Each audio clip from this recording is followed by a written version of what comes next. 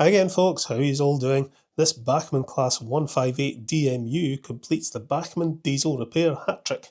This was sent to me by Mick, who told me that a drive shaft had come loose and he tried to fix it but ended up breaking some wires and stuff, so he gave up and asked if I'd take a look at it.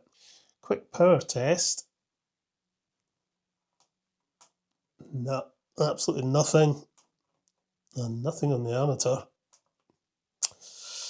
Okay, so too long to go in the shed, so once again we'll have to ask the wizard for his help. Right, well, here we go with a Bachmann 158. I've got one of these in the ScotRail Barbie livery, and it runs absolutely fine.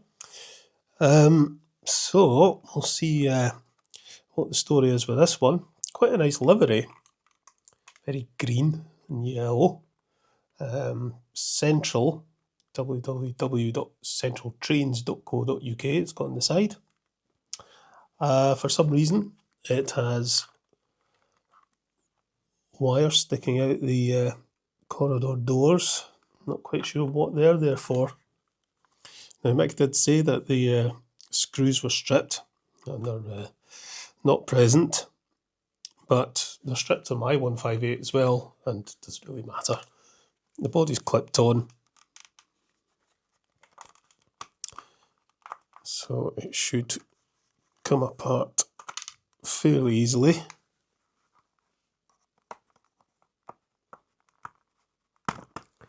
Just unclip it there, comes out back, and there we go. Right, what is that? So there's been some jiggery-faffery going on with this, of the DCC variety, because that's an 8-pin socket there, but that's then connected up to a DCC decoder by the looks of it, which has been taped to the top of the motor. I wouldn't do that. And it's then connected up to this, which is to do with the lighting, and that then runs back to this connector at the back to connect to the dummy car. So it seems that these three wires here have become detached from the DCC plug. The grey wire here should be soldered to there, the yellow wire to there, and the orange wire to there. So yeah, it's been a bit of a crude DCC conversion. I'd like to shift that decoder away from the motor, but I'm not going to mess about with it. I assume Mick wants this to run DCC. And the connection to the dummy car has been made to work the directional lighting under DCC or something, I think. So I'm just going to leave it wired up as it is, if it works, once I get the plug repaired. And we'll give the bogies a wee bit of a service. And if everything works, I'll leave it alone. But if something's not working, I'll maybe investigate. But yeah, I definitely want to move that decoder. There. Get that away from the motor. Motors get hot, and they've got quite a strong magnetic field. You don't want that right next to your decoder. I don't think anyway. Maybe it does no harm at all, but no, I would rather it was stuck down in there somewhere on the top of the body. But we need to fix the plug. So originally this would have been set up to have 2 decoders, I think. So this is just connecting it to the one, so you only use the one decoder. Yeah, okay. It's not the way I would do it. I wouldn't have put the wires through the door like that. I'd have put it underneath. Anyway, we're not going to mess about with that. We'll leave that as it is. The wires are all coming off. Oh no. Yeah, that socket hasn't been soldered very well. It's just the wires are just coming off. So I think what I'm going to do is I'm going to email Mick and just check that he does want this to be DCC. If he does, I'll see what we can do. But if he's quite happy with it to be DC, which is very possible, he hasn't specified one way or the other, to me it would be better to get rid of all the DCC hoojimadoogery and just put this back to DC, how it was originally. So I shall email Mick and see what he says. But for DCC, we've got a bit of a soldering challenge, shall we say. Okay, so I emailed Mick and he got back to me to say that he wants this to remain as DCC, which is fair enough. I unplugged the decoder and all the wires came off. Well, the two that were left anyway came off this little socket, and one of the pins has actually come out.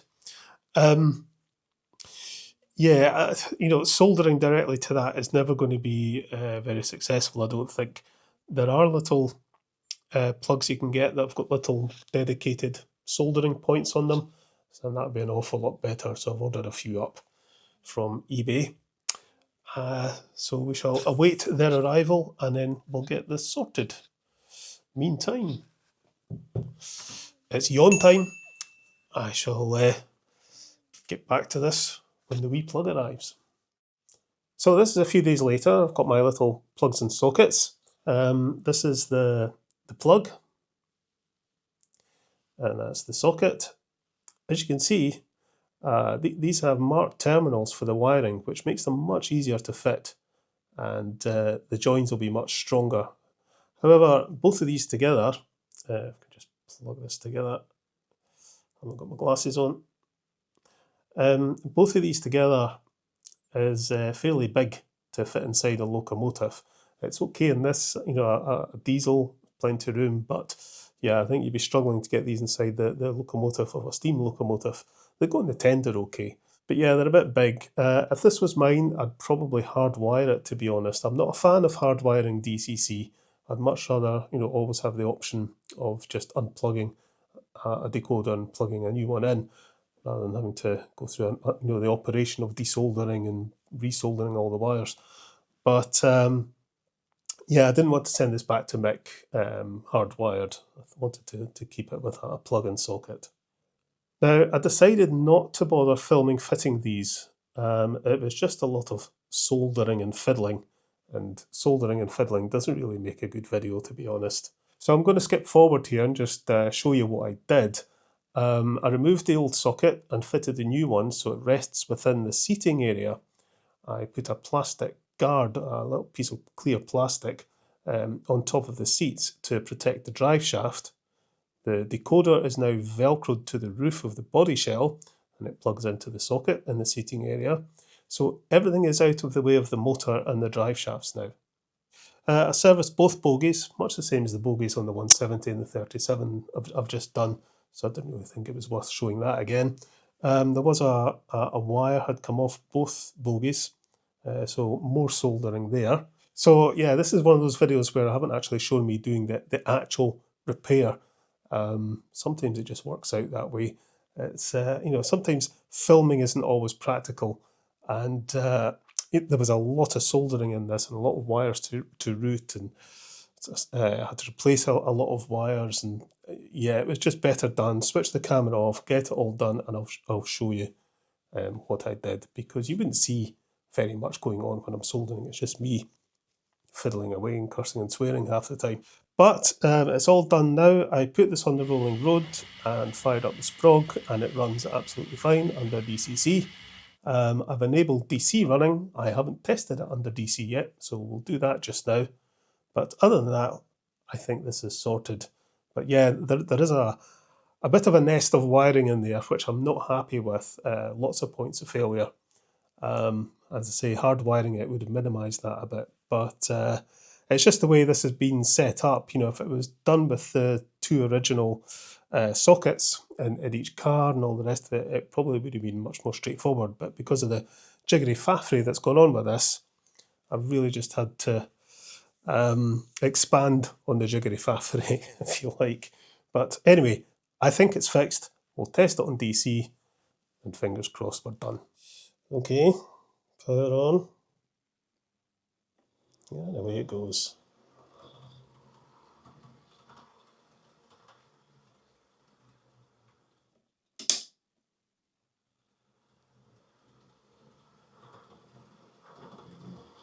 Lights working too. Nice. Okay, let's get it onto the layout.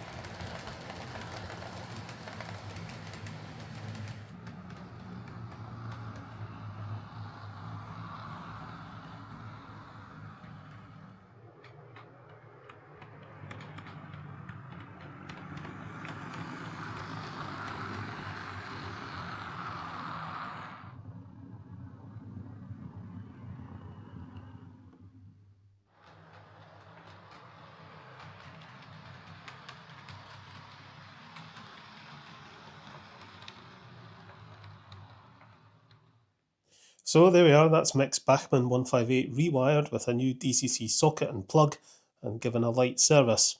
It's running very nicely actually. Those connectors poking out between the two cars would annoy me, to be honest, and I think I'd want to try rerouting them underneath the chassis or use black wires or at least paint them black, but none of that was really in the remit for this repair. There is a wee problem with it in that those connectors cause the dummy car to tip going round the curves now and again. It just depends how you have them set, but yeah, the wee bit of an issue with that. Yeah, a bit of DCC jiggery-faffery, and anytime you open this up, there's going to be a risk of a wire popping off, so not ideal, but it runs fine nonetheless, so job done.